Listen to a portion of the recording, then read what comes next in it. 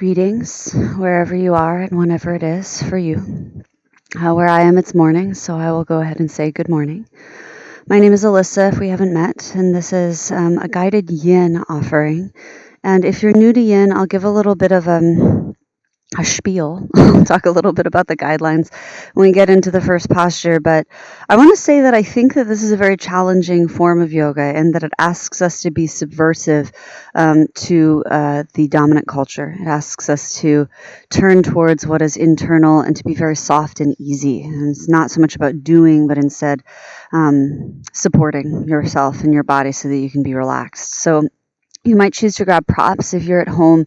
Something like a couch cushion or a couple of supportive pillows can be helpful. If you have yoga blocks, of course, feel free to grab them, or bolsters. I know many of you do, but if not, books and things like that stacked up can be helpful. In this practice today, we're going to focus on doing some twists. It won't be the only thing that we do, but twisting and neutralizing. Usually teachers say this thing about twists like ringing out as if there was some sort of magic to twists. And I do think that there is a magic to twists, and that it's asking us to sort of use torsion to compress and extend the body at the same time, right? Often we think of one or the other, and of course, really neither can happen without the other going on for the most part in the body, because the body works in this way, right? Because we're sort of contained in one unit, at least in our perception of ourselves in this body. Anything that has a reaction had to have an action in the first place, right? And in this process, we're trying to support the action and the reaction so that they're soft, and you can sort of settle into them and remain. Time is the thing. So using the props to prop yourself up is really suggested. It's not about need necessarily. I think sometimes we think of a prop as like, oh, well, I'm not good enough to reach the floor, which, I got to tell you, reaching the floor does not help you be good enough, just so you know. But give yourself the space to use props in a different way. If you haven't quite woken up to that idea yet, know that that's okay. It takes some time to figure out what the prop is and what it's about. But be experimental and use the props to support you, even if it's in a different way or a different prop than I'm suggesting. All right, having said that, let's get started. I like to begin in a seat, uniting with 3 rounds of the seed sound of Om. I offer Om as a secular chant, acknowledging the interconnection between all things. If for any reason at all Oming or chanting doesn't resonate with you, or perhaps you are in a space where quiet is required, feel free to sit with us in presence instead. The idea is to honor the practice with a little bit of ritual, and also to honor the practice as something perhaps more than its physical therapy. Relax your hands to a neutral place. Close your eyes or cast your gaze slightly down to relax your neck and your jaw. Sit up tall through the front of your breastbone, your sternum, your rib cage. Nothing extreme to correct your posture, just a little lift. To clear and prepare the energetic channel of your body, take an inhale in through your nose. And open mouth, exhale each A. Inhale, prepare for Om.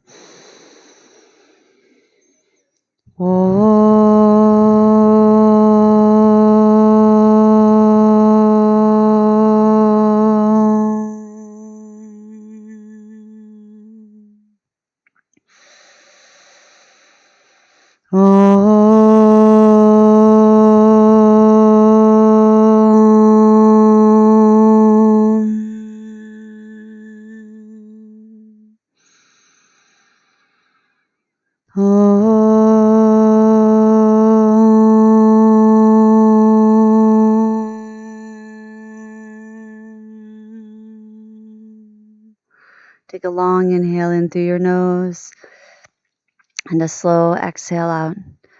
You're welcome to remain in a seat. We're going to start in a neutral position, neutral-ish. I'm going to suggest the supported form of child's pose. So for balasana or child's pose, sometimes called folded leaf posture, you might come to a hands and knees position, a tabletop first. You could stack the tops of your feet down. You might bring your big toes together. Some people prefer a little more width. Your hips can sink to your heels. You're welcome to put something between your hips and your heels if the knee bend feels like a lot of pressure on that fold or on the joint. You're welcome to pat underneath your knees as well if things are bony in the ankles, etc. Come forward and down. You might stack your fists underneath your forehead or put a stack of blocks there. You take your arms out in front. Some people like to stack up cushions or bolsters underneath the chest to catch the rib cage. You might turn one ear to the side or the other. And I'm keeping time on my phone. That's why I keep looking at it. If you're new to this, the stopwatch on my phone is telling us how long we've been in each posture. And as we settle in, you might notice what's in your environment. I'll just let you know that my 2 dogs are with me in my environment, and sometimes they show up on screen. So if you hear me reacting to something that doesn't seem to have anything to do with what you're doing, it may just be that a dog is in need of my attention, unfortunately. Thank you for your patience with that. Otherwise, allow yourself to settle down into the sounds of your own escape, your own experience. You might close your eyes.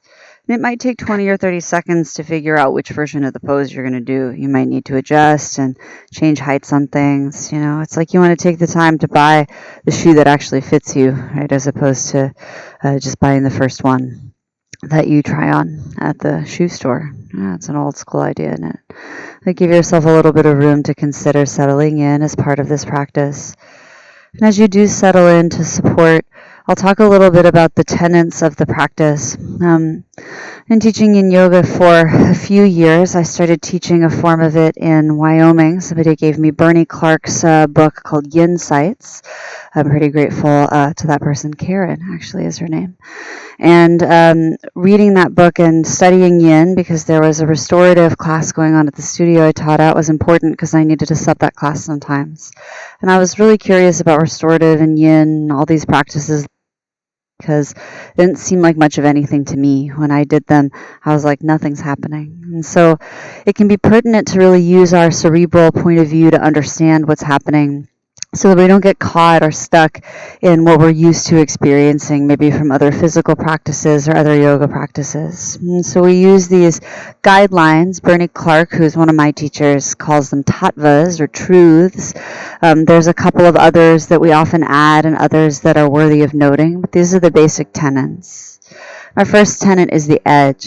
And so when we talk about the edge, we're not talking about the precipice of danger. We're talking about the place where you feel something happening in your body. You come to pertinent structural edge, like when you fold a sweater and there's a little bit of give, but you're not going to ask the sweater to contract itself, to hold itself in that shape. It needs to be able to stay in that folded shape. So that's the idea. You're putting yourself in that pertinent edge of action, letting gravity affect you, letting time affect you, etc. And so you might use props to prop yourself up because we want to keep this more passive. We want to keep the muscle tissue soft so that we can work into our more yin tissues, our connective tissues, the bones, even to a degree the blood, the sort of stuff of the body, the structure of the body. We work with yin elements versus maybe the yang context of the same elements, the movement of the blood, the beating of the heart, the contraction of the muscles. Those are all yang contexts. We might do those in more active yoga practices, hatha or vinyasa practices, etc., things like running. Really, all practices have a context of this duality in the body and this duality overall of attitude. And so consider this yin edge to be about maybe 40 to 70% of what you might think of your yang edge, where you could leverage yourself to with activation. And support yourself there. Right? If you're very flexible, you might even have to lift yourself up out of compression. So it's not so much the extreme depth. So it is sustainable and blood supply can flow. Your second tattva is stillness. So we sustain in the edge in stillness, and this stillness is relative. So you might find yourself needing to move. You're never stuck or trapped, so it is totally okay to move. Sometimes leaving the pose altogether is required for our safety, our health. If you need to come out and lie on your back or return to a seat, it's always okay to do so. Go there kindly and slowly and process your experience as you need to.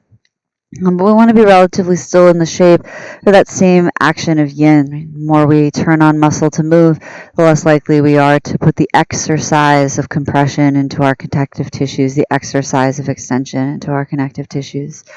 So we're just trying to stay soft. If you're fidgety like me and you find you're moving around a lot, you might stay for 3 or 4 breaths with each impulse to move before you decide whether it's required action of kindness or just fidgeting. Otherwise, commit to some stillness so that you can turn towards your experience as opposed to being in a constant state of adjusting it or creating it or futzing with it, as it were. And your third tattva is time. We sustain in the edge and stillness over the course of time. I keep track of time on the stopwatch on my phone. And you're already well over halfway through your first hold in this posture. So if you need to turn your head to the other side, go ahead and do so. Staying in for a relatively long hold, still about 3 minutes in this posture. I'll often give you halfway marks and final minute marks in your postures just so you can practice resiliency. You can think, oh, I don't need to move. Things are a little uncomfortable, but I can stay soft here and relax.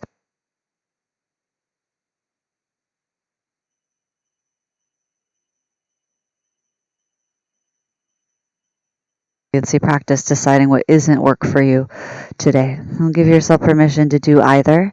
And those are just time marks so you have an idea, because time really creates depth of pressure on our connective tissues in this practice. So give yourself permission to adjudicate keeping it soft, keeping it gentle. And that way we keep the work on the more lunar side of things. So if you consider these polarities of yin and yang, they come from traditional Chinese medicine, about which my an interested advocate in that way of thinking. But of course, this context of practice is really about experience. So my point of view is that the most powerful way to understand yin versus yang is to attempt to experience it. And of course, the context of knowledge is helpful. So we often think of yin as the more shady side of things. If yang is dominant culture friendly, it's usually what's productive, what's active, what's busy, what's hot, what's fiery, what's moving, what's energized. So we need it. It's pertinent, right? Always for the balance of things. Yin is more structural, right? It's more dense, more slow, more internal, more quiet, more gentle, more subversive and reflective, a little less active and more present to being. And so first and foremost, you might just set yourself to that attitude. And you're here in your final minute in this posture. Consider, right? First hold a long hold, right? Some of our holds will be a little shorter because we'll be a little more young as we're twisting. Remember that twisting itself will require of you a little bit of softness, and that each amount of depth, right? Each point of your range of motion is worthy of time spent inside of it.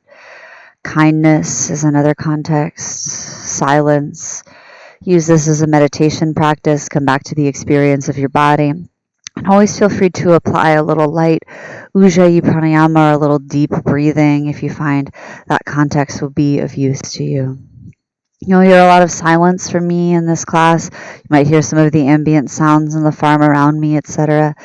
I'm going to always do my best to organize drawing you in and out. You could always decide to pause this video and stay longer in any shape, or fast forward if you need to, skip forward if you need to, come back to it and do it in 10-minute chunks. It's for you to use. Consider your own empowerment in doing this practice. Consider that being with what you might not have anticipated is often a practice of resiliency.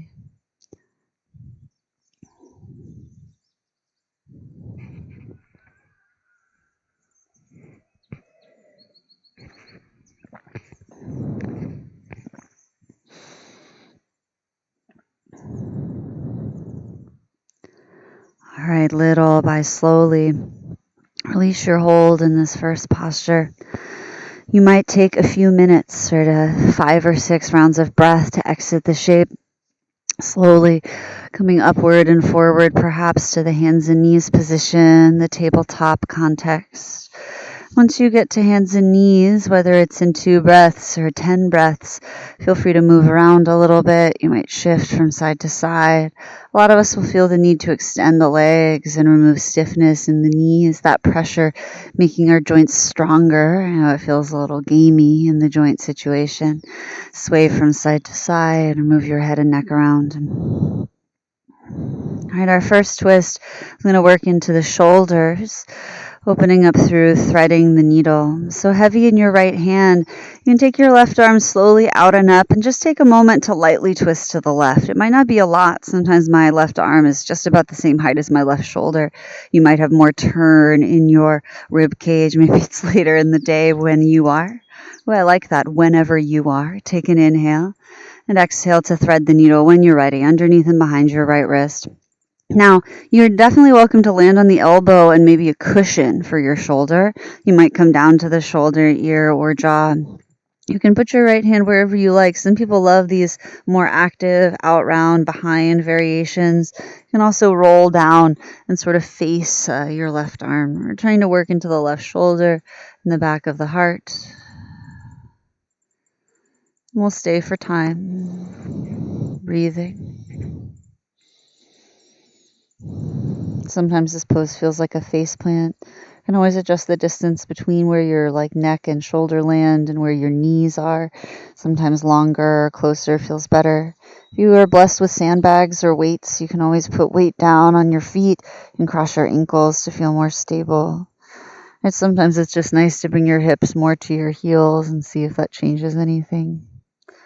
Lots of different good versions. So if you feel like, oh, if it was just like this, just make it like that.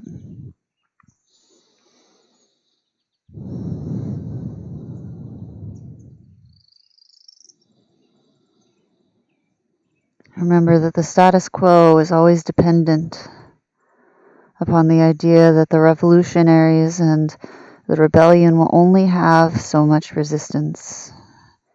And that resistance will come with only so much resiliency. Right? So toning your resiliency is an action of keeping the revolution alive.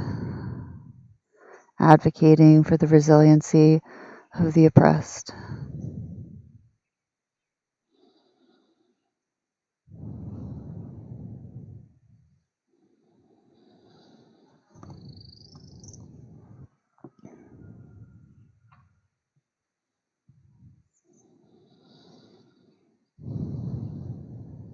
And often we work into the shoulders. The joint is smaller, and also depending on your yoga practice and your life experience, our shoulders take less sort of connective tissue pressure from the world around us than our lower body does. Pelvic and spine, feet and leg connective tissue tends to be a little denser than upper body connective tissue. So it doesn't take us as much time to exercise it effectively, so our holds tend to be a little bit shorter. Of course, if you're an Ashtanga yogi and you stand on your hands 20 times a day, a little more length in your shoulders might be of use to you. Always feel free to take it. The shoulders, the arms, and the hands energetically work with the meridians of our heart, lungs, and pericardium.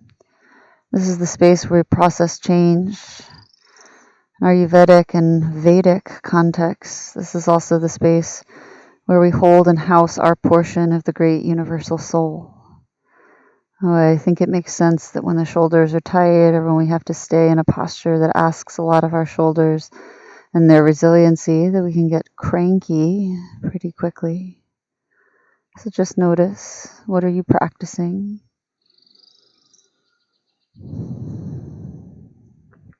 Resiliency is different than tolerance. Try not to push yourself to a point where you're faking and pushing through to tolerance, but instead where you're awake and present and resilient. You're halfway through your hold on this side. You can always come out and adjust if you need to, always enter back in if you want to. Relax what you can.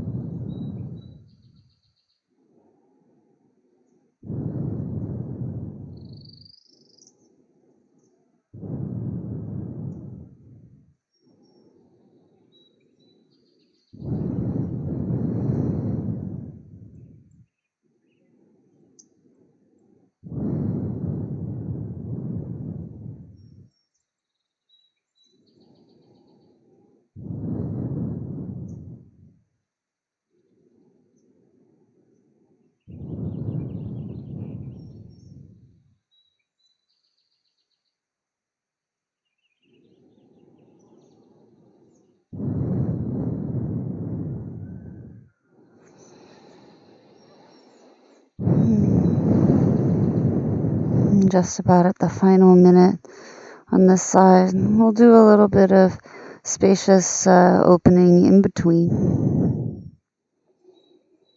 And so if you need to go there sooner, feel free.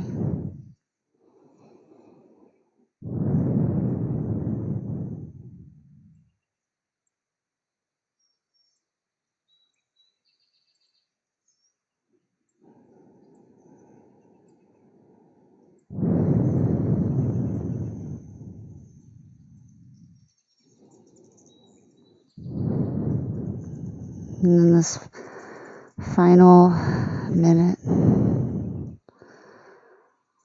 what is the experience you're having, whatever the body's positioning or state of action might be.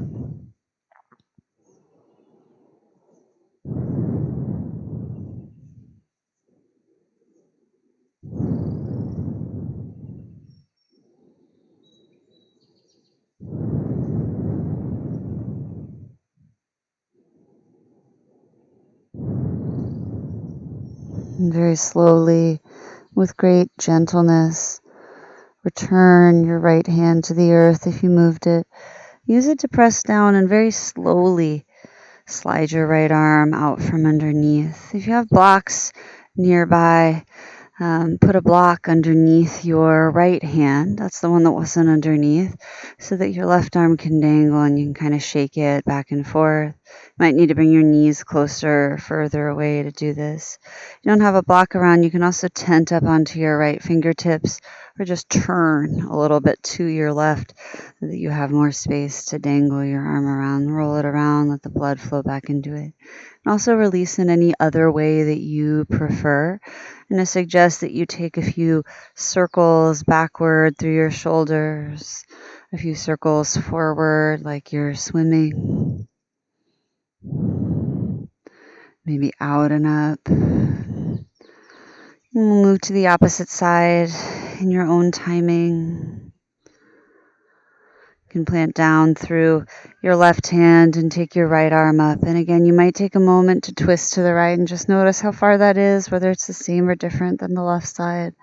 Really where you feel the apex of twisting, how much action is required.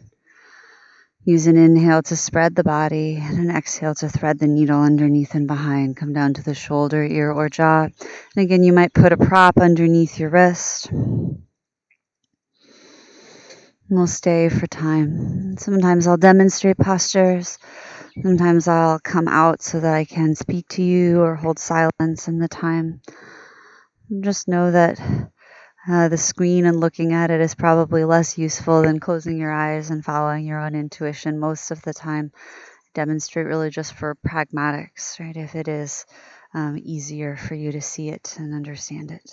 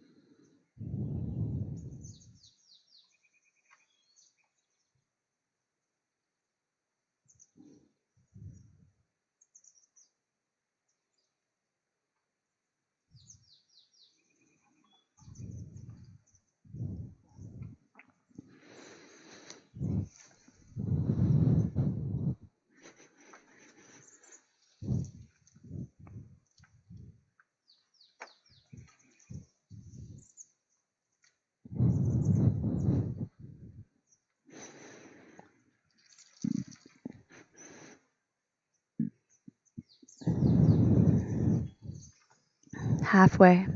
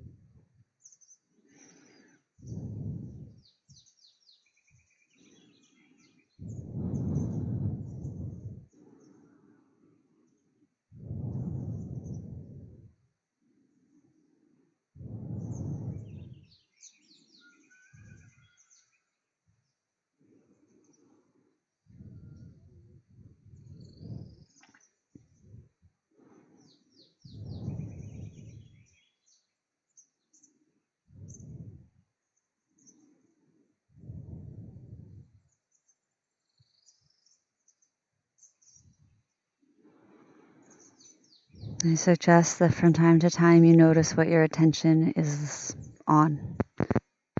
Notice what you're thinking.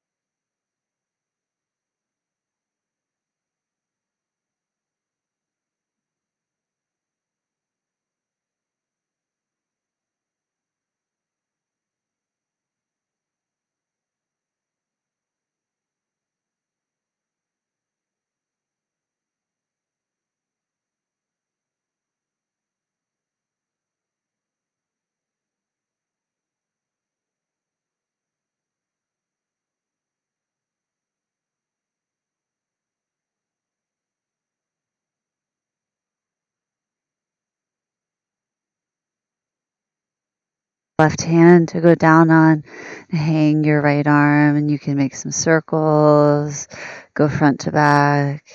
You might choose to go out and up again to make some forward circles, some backward circles, just creating a little space in your body. You might decide it needs to be really small and subtle, right? And that's okay. You might just let this little hang and dangle kind of go down. Good. We'll work next into the crocodile pose, a little bit more shoulder business, staying for time. So as you come down onto the front seam of your body, we'll take just a moment to be in Sphinx pose first. So you can come upright, and your hands onto the earth, lift your heart tall. You can hang your head down or lift it up. And A lot of us feel a lot of pressure on the lower back right away. If that's you, sometimes walking your arms more forward will let the expansion of your armpits drop your chest down. Taking the arms more wide is a good way. Turning the hands more out can feel good. You might even just decide that you need to stack something underneath your chest that's pretty low or underneath your forehead. Lay on your belly pretty much instead. We'll be here for just a few more rounds of breath, 10, 15, just a couple more minutes. So give ourselves a little bit of pressure in the lower spine before we twist. Breathe.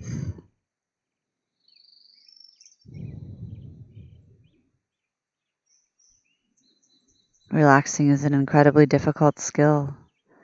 Being subversive enough to listen to what is quiet and subtle and true is a difficult skill. Take the time both to be grateful for your cultivation of that skill at whatever sort of level of perceived ability you find yourself to relax, and instead honoring the process. Nothing is wasted on your attempt. And even if it seems like you didn't achieve the ease or the relaxation you wanted, or muscles still caught at the end, etc., you're not enlightened when the practice is over. Acknowledge process. And process will free you from the desire to create product or from the cage. The product is the only value that you have, that your experiences can have. You are worth more than the money that you can make during this time.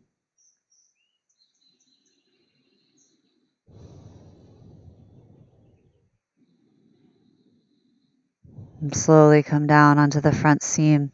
And for crocodile pose, start by taking the right arm out to the right with the palm on the earth. Look to the left. We're going to roll onto the right side of the body.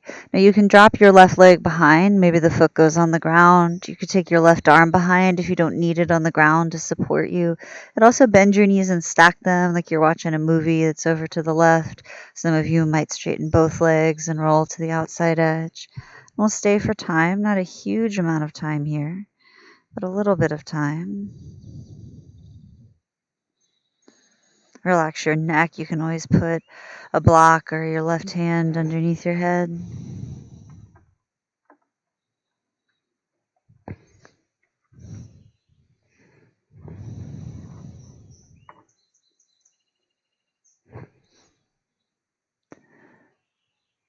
Hi, Albert.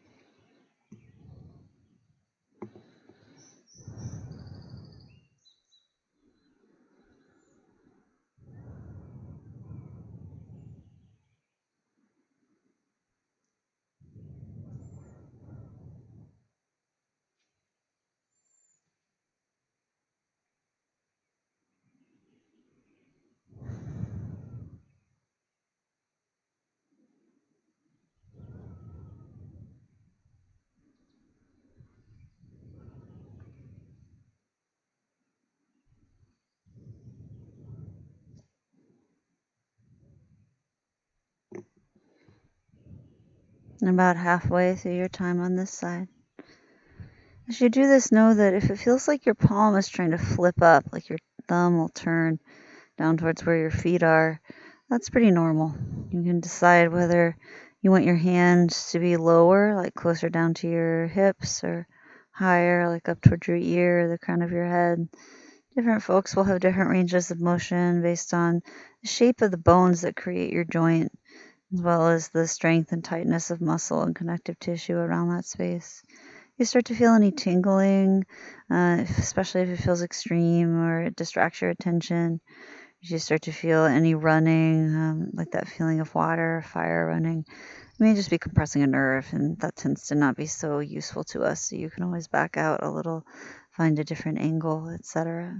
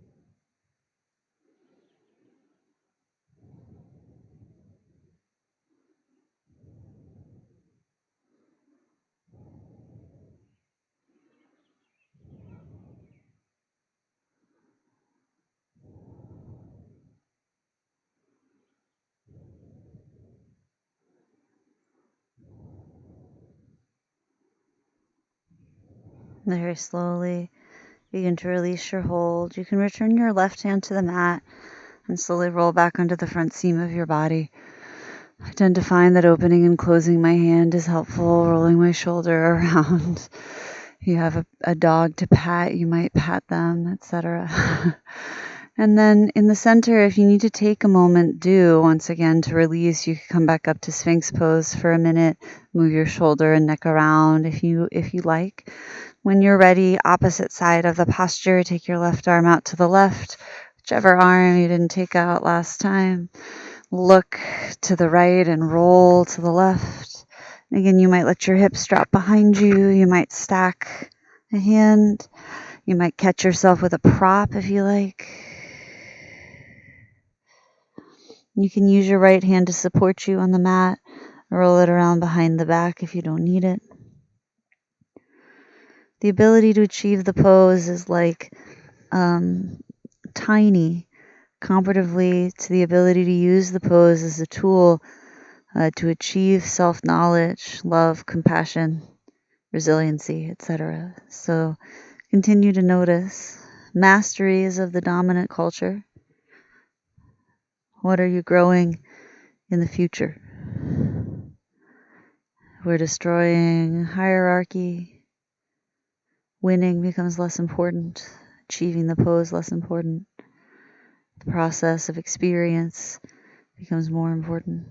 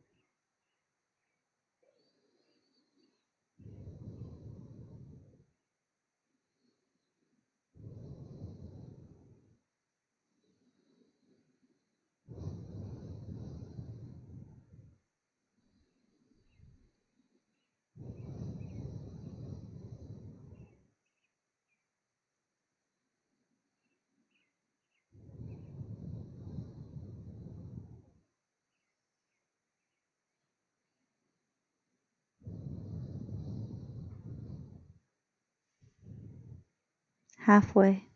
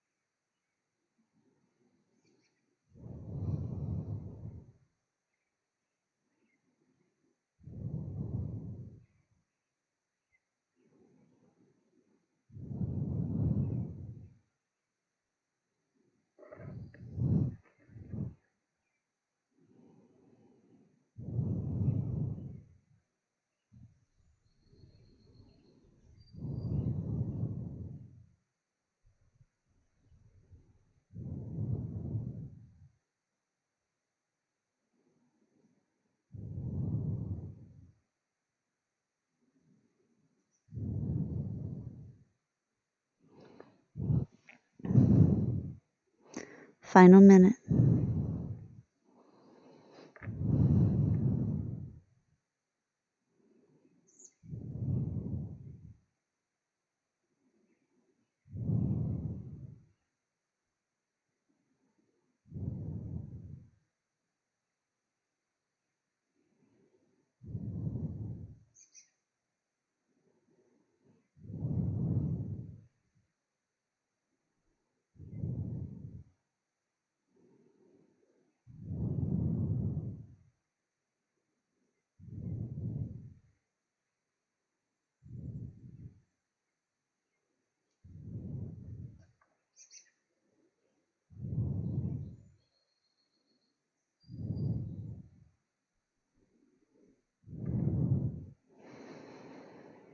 Very gently begin to release your posture.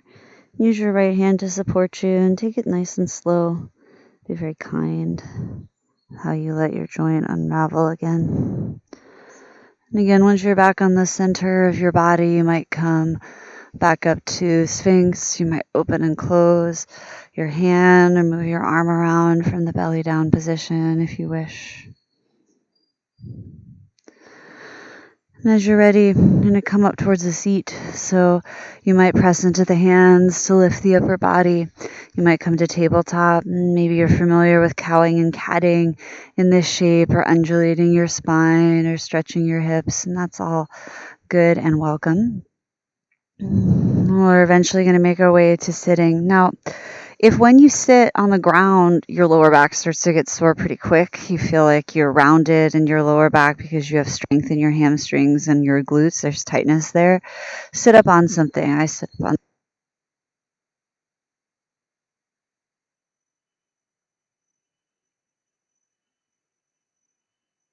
regular block. You could also roll up the edge of your yoga mat and sit up on it, just so we want a little lift in the pelvis. This idea of the tilt is like if you feel like you're here, if you can get your pelvis to a place where your tail's kind of out and let the curve of your lower back exist, you might be able to flare your ribs out. So we're not trying to straighten anything, actually trying to let the curves of the spine have their own extended buoyancy and shape. From here, we're going to do a little bit of twisting. So you might fold your left knee under, left heel to the outside of your right hip, and step your right foot over the outside edge of your knee. You might also take the leg out long and step the foot over and do it from this variation. You can bring your foot further towards your left ankle or closer in, especially if it feels tight in your outer hip. We're going to twist to the right. So you can wrap your left arm around. You are also welcome, if it feels within a yin range of motion, to bring your elbow to the outside edge. I find it usually a little bit more effective to try each and figure out what's best. And then a subtle twist. So often we do this sort of pushing and pulling to leverage ourselves here. See if you can find a less deep twist, in fact. So we're going to stay, as you guessed, for time.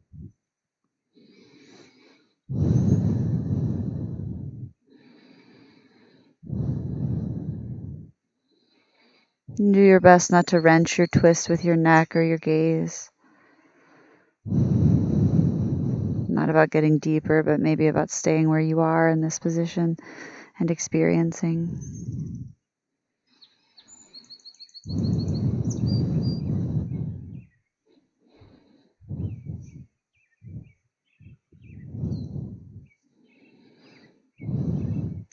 Sometimes twists are extended, the spine is tall. Sometimes they're rounded, the spine is sort of curled forward.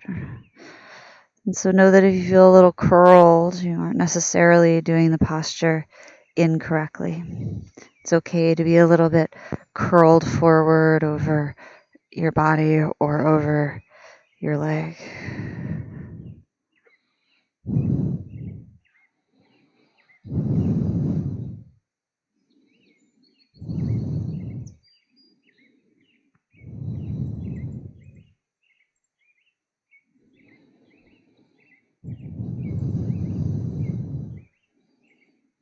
You might notice your tendencies of leverage or action, maybe your shoulders or your abdominals engaging. Invite them to soften where you can.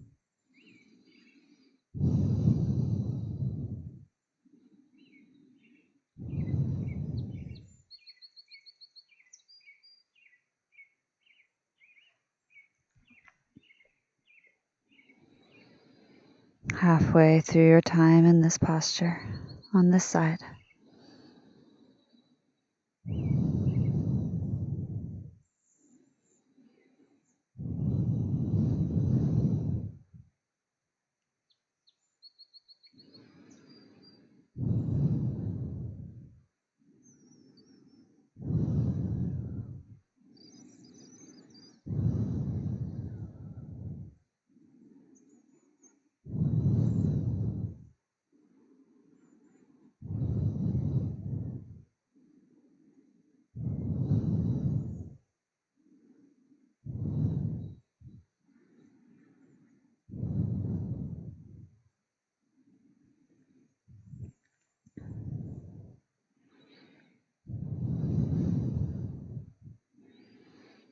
final minute.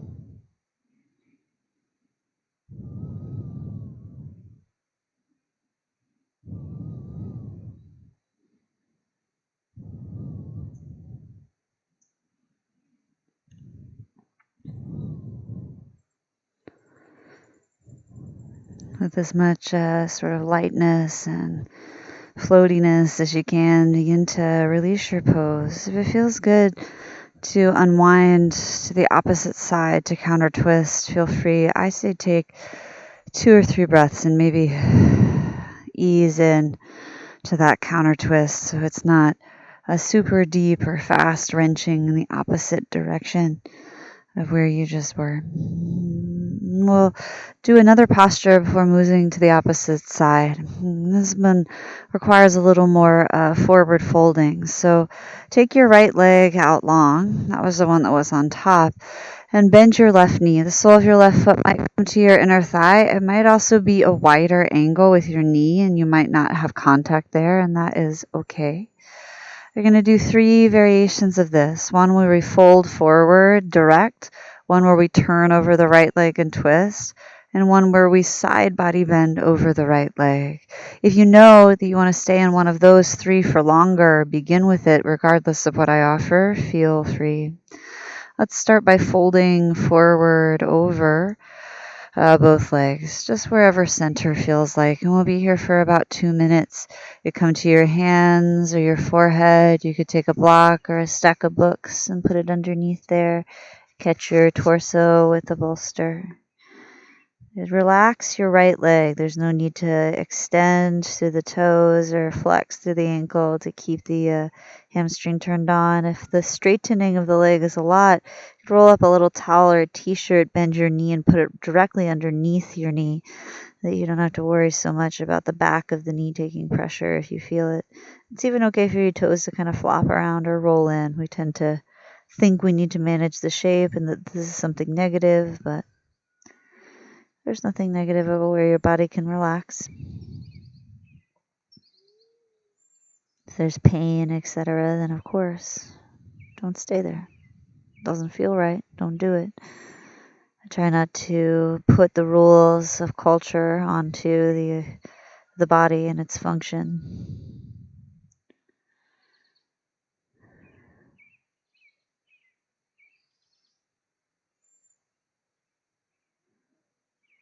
Just about 1 more minute here.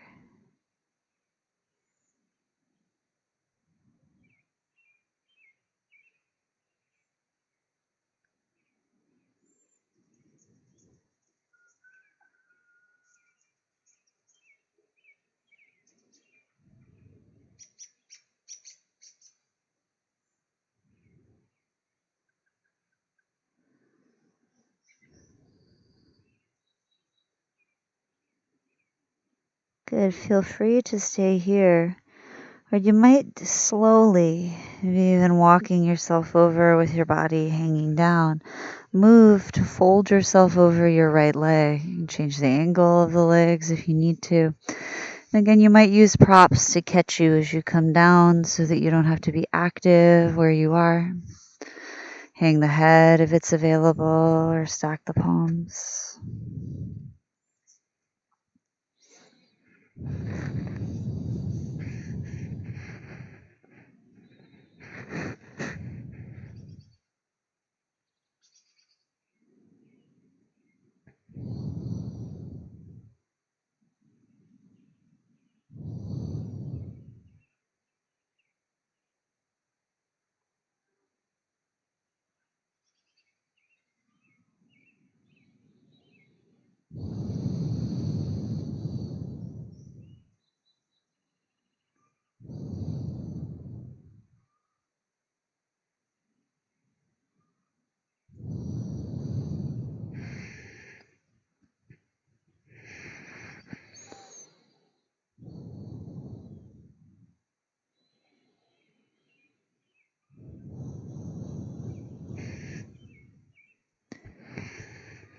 Just about one more minute.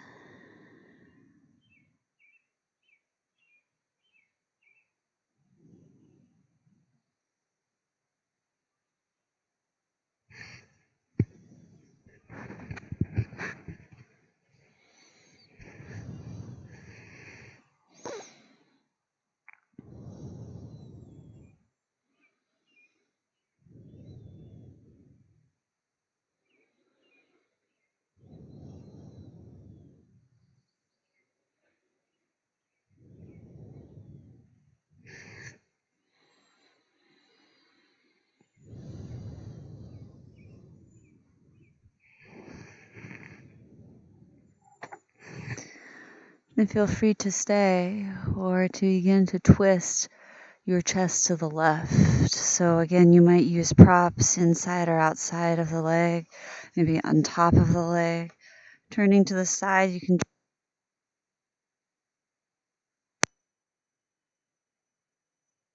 about a minute.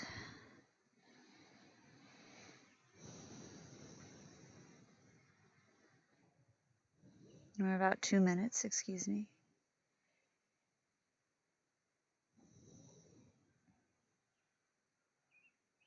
You could always be in one of the other two variations. Lying in rest, sitting in meditation, doing something altogether different. Focusing your attention, your awareness seems cerebral. Remember that your physical awareness needs to be directed for you to work the magic of manifestation and liberation.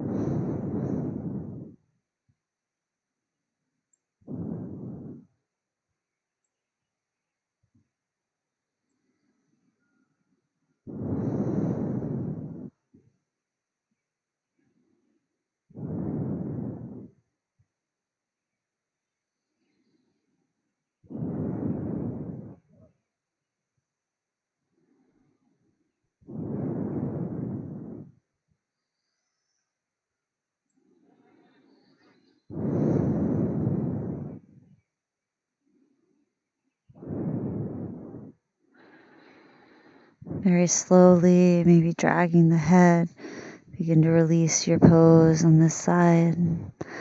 When you come up, you might find that it feels nice to kind of go backwards and lift the heart up, or that you need to make circles or turn. I'm going to do that whole sequence on the opposite side. So again, you're welcome to sit up on something and cross your right knee in front, your right ankle to the outside of your left hip, and step your left foot over the outside edge of your right knee.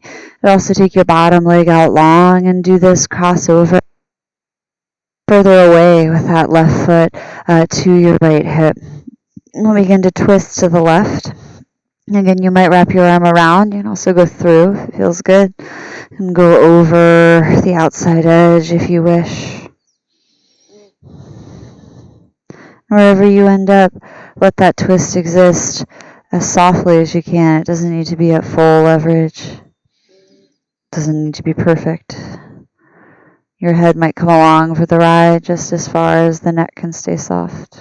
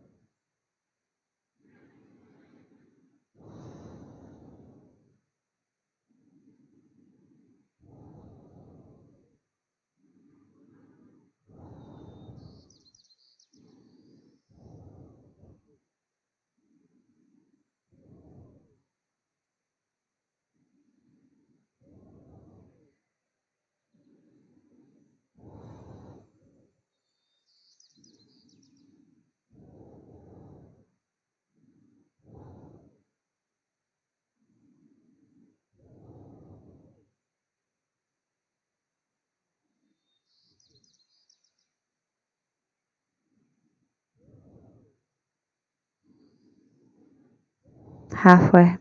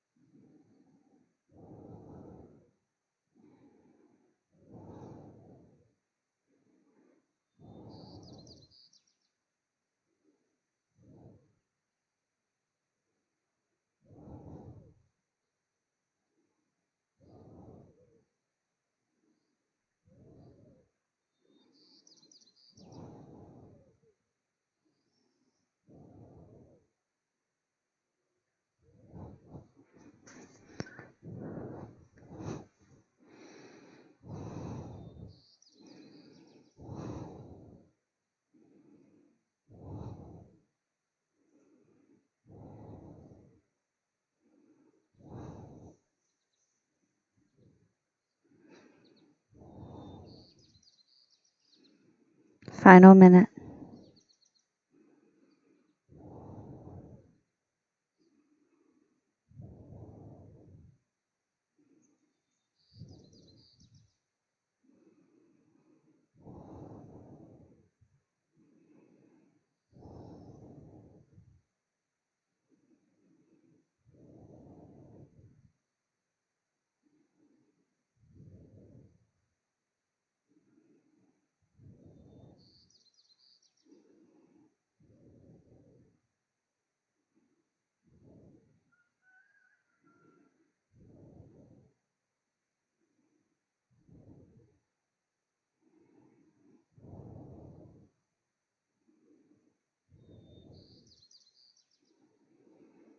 Good, and very compassionately begin to unwind and release.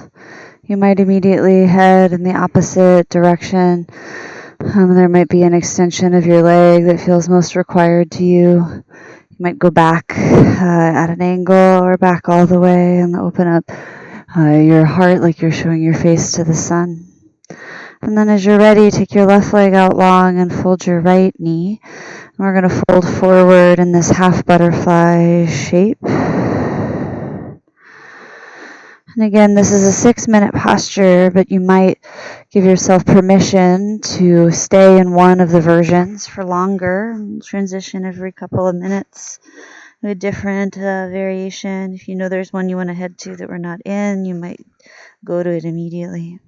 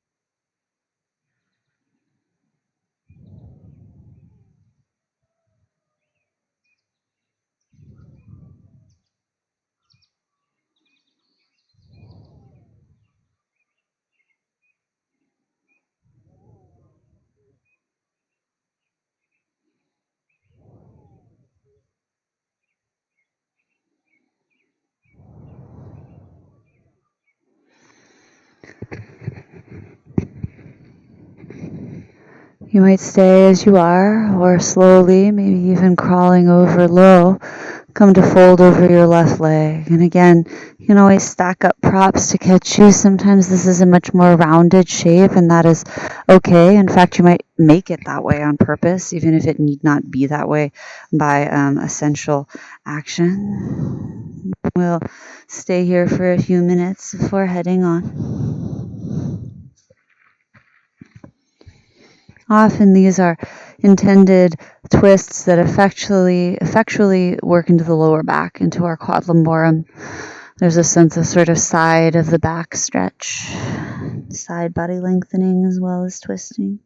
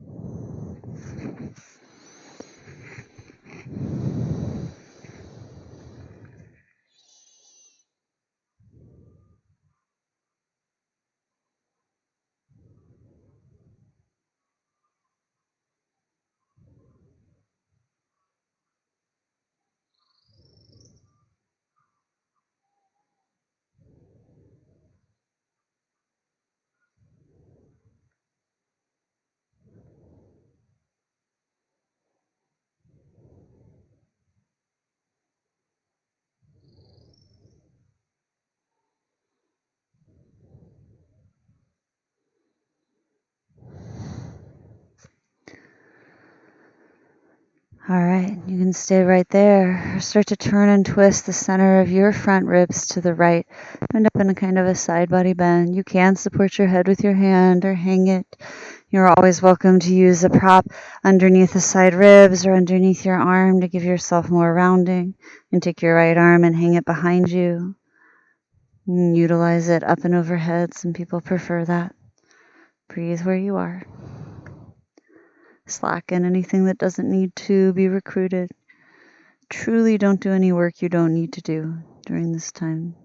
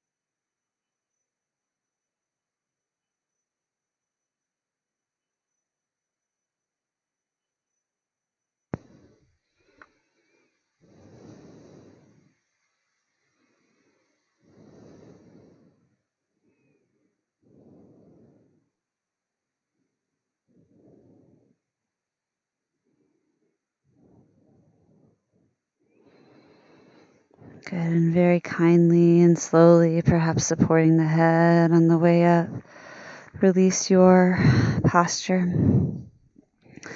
You might take your legs out long in front and just bend the knees and drop the feet to the ground and slide your knees from side to side or roll your ankles around, etc. Move your legs side to side manually or roll them in and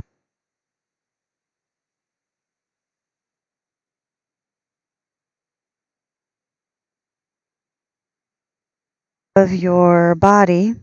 You might notice that which is around you, etc. So that you have a little space. You can use props and postures like this as well. You can catch your right shoulder with a prop or your knees as they drop to the left. We're going to spinal twist. So you could do this with your knees together and drop them over to the left side. Take your right arm to the right. You could also take the twisted root variety, wrapping your right leg over your left, once, maybe twice. If you know the eagle pose, it's like that. It'd also be just once. You can also stack a block or a prop or folded towel between your knees. It is absolutely not required that your knees come to the ground or that your right shoulder stay on the ground. Most humans will have one or both pop up. If that happens, just think about heaviness on both sides.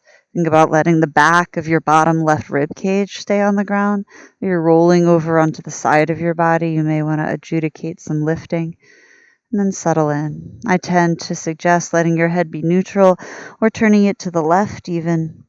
But if you find that you really require or need to look to the right, it is a-okay to do so.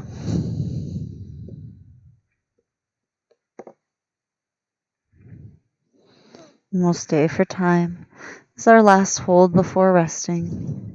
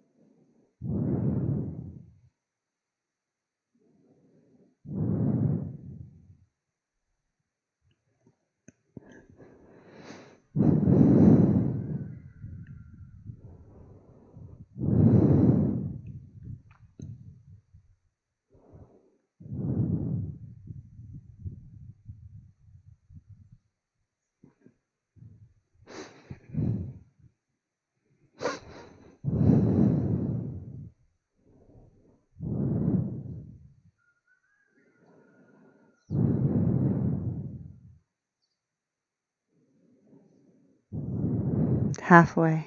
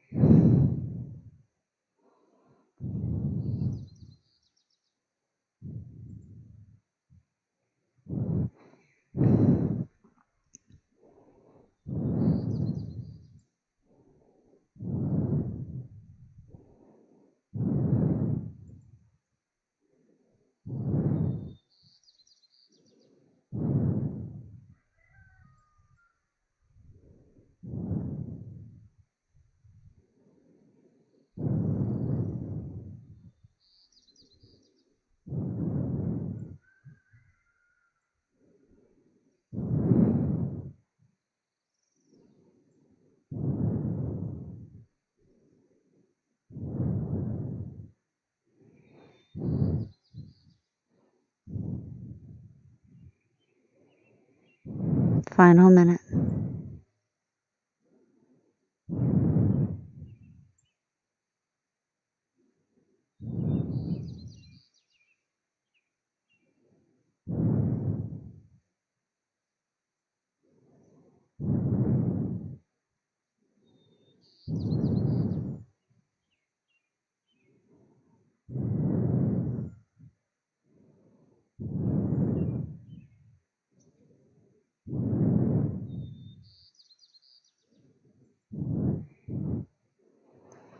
Your own slow timing. Begin to unwind to center, and you might take some breath, some time in center just to be there, to notice how things are in that place and feeling. And you're ready for the opposite side, either dropping both knees over, or maybe you took the wrap on the other side, so you'll bring your left leg over here and drop your knees to the right. And take your Left arm out to the left. Support yourself as you need to. Remember, there's no rush to the next thing, so really allow process to unfold. Let there be some yin in the transition, the space between action.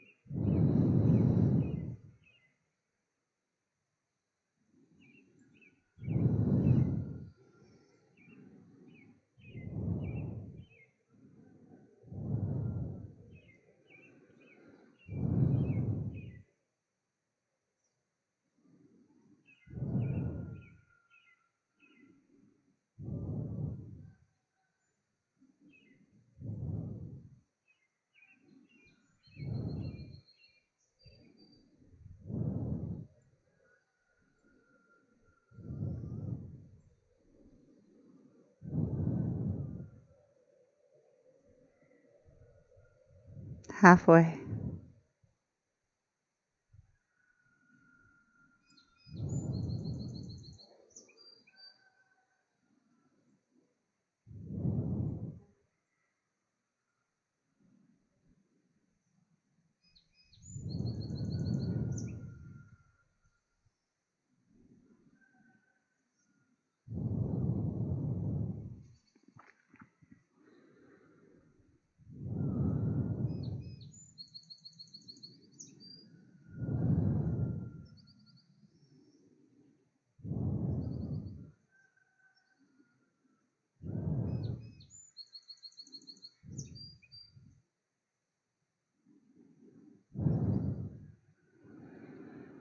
Final minute.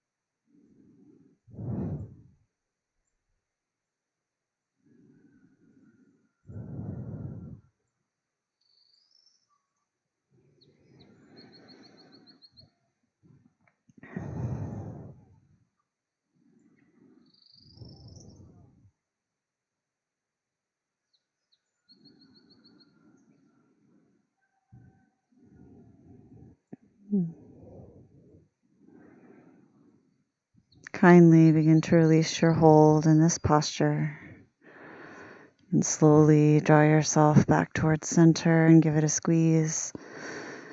And as you're ready, start to make the movements you need to make to release into final rest. You might lie on your back in Shavasana. You might choose to be in a meditation seat up on a cushion or a block or a book.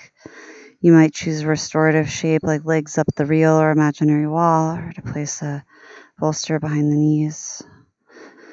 You might take a few minutes to get down into it. And if you know you need extended rest, you can always hit pause in your video before you even get down into it. And then whenever it feels right to reemerge, just come back up and hit play again. We'll be here for a few minutes, and I'll call you up and out when it's time to return. Otherwise, close the eyes. Let the back of your brain fall to the back of your skull. Let gravity pull on you. Commit to some softness and some space and some heaviness in the body. Give over any control you might have of your breath back to your natural and voluntary sense. I'll call you up and out when it's time to return. Until then, practice paying attention to how things really are.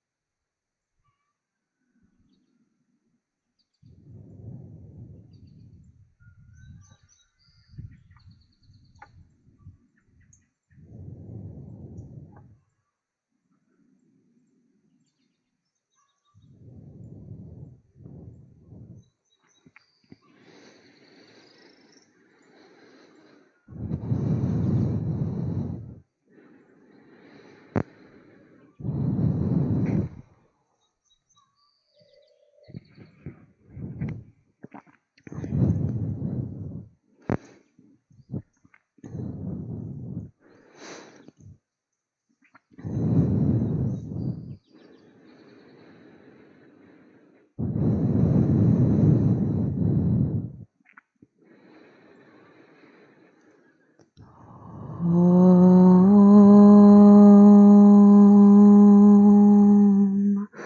Sahana Vavatu Sahano Bunaktu Saha Viryam Karavavahai Tejastinavaditamastu Mavit Vashavahai Om Shanti Shanti Shanti.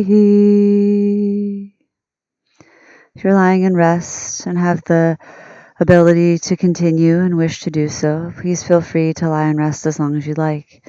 The time has come to return to action. Go slowly to your breath and your heartbeat. And ask your organic, natural breath to gently rise to meet your awareness, to rise softly back towards waking life. And slowly, you might begin to run your tongue over your teeth, wiggle your fingers and toes, scrunch and spread your face out as much as you'd like, rolling the ankles and wrists. In the next 5 or 6 slow rounds of breath, you might stretch out or up like you're rising from a nap. Take your legs long. When you're ready, use an exhale to gather your knees to your chest and roll onto your left side. Pause in the fetal position. Rest your head on your arm or your hand or prop or the earth. Take a moment to practice gratitude for the privilege to practice. Take a moment to practice gratitude for the obstacles to the practice. Take a moment to practice gratitude for yourself, for the origins of the practice in India and the far east of Asia and China, and for the complex grayscale of the use of this practice in our time, in your space, where you are and when you are.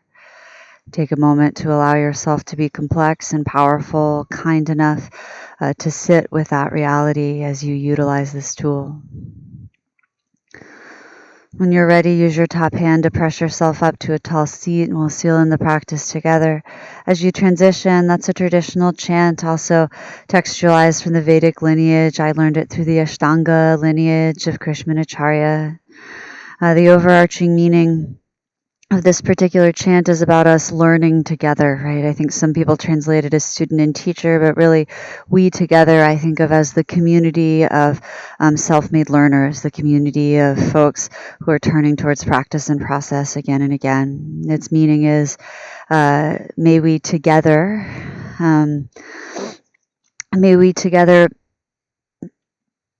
be protected. May we together know joy. May the work we do together for the betterment of all the universe be brilliant. And may we not fight, hate, or dispute with one another. And may our work lead towards, seek, constantly head in the direction of universal and constant cosmic peace. If you wish, you can fold your hands in the prayer position, a symbol of non-dualism, the meeting of right and left, sun and moon, yin and yang, beginning and end, you and all that you perceive as not you. We see the continuum of all, and we destroy polarity, or utilize even polarity to seek our sense of union. All right. If you'd like, you can bring your thumbs to third eye. Acknowledge that the mind must bow to the heart. Seal your practice. Bow in. Thank you. Thank you for using this practice. Again, my name is Alyssa. The intention of these tools is just to make the practice accessible. So use them, spread them around. This week, as last week and the week before, we're raising money for the Minnesota Healing Justice Network. This is a network of Black and Brown, femme, and non-binary individuals who came together and realized there was a networking required of the Black, Brown, and identifying BIPOC folks in the Minneapolis area who required networking, this network to come together. And in this way, the network allows for training and appropriate compensation for practitioners of wellness practices. It allows for people of color to have greater access to these practices and to see themselves represented in them. And it seeks to outreach to communities of color, communities that are Black and Brown, communities that are, also receive lack of access to wellness practices and wellness contexts to come together. So you can check them out. Their website and their PayPal are always listed with the video. If you donate to me instead, I will send on those donations. Thank you for practicing. Thank you for donating. If you're protesting, if you're marching, thank you for marching. If you're researching and learning, thank you for researching and learning. If you're in rage and suffering and grief, thank you for sitting with your rage and suffering and grief. If you need me for anything, you need feedback to be sent in my direction, you have questions, reach out to me. Otherwise, thank you so much. Hopefully, I'll see you whenever we can again.